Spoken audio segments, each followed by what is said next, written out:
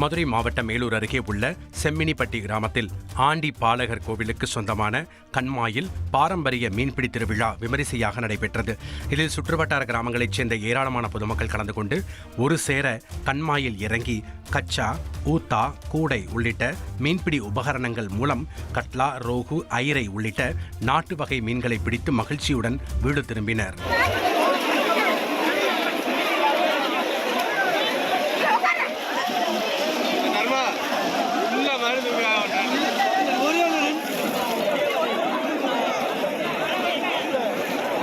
கரூர் மாவட்டம் குளித்தலை அருகே பெல்லூர் பெரிய குளத்தில் மீன்பிடி திருவிழா விமரிசையாக நடைபெற்றது.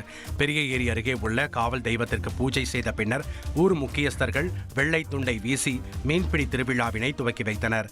தொடர்ந்து 2000க்கும் மேற்பட்டவர்கள் கலந்து கொண்டு மீன்பிடி வலை மற்றும் சேலை துணிகளை பயன்படுத்தி ஜிலேபி, கெண்டை, கெளுத்தி உள்ளிட்ட மீன்களை பிடித்து மகிழ்ந்தனர்.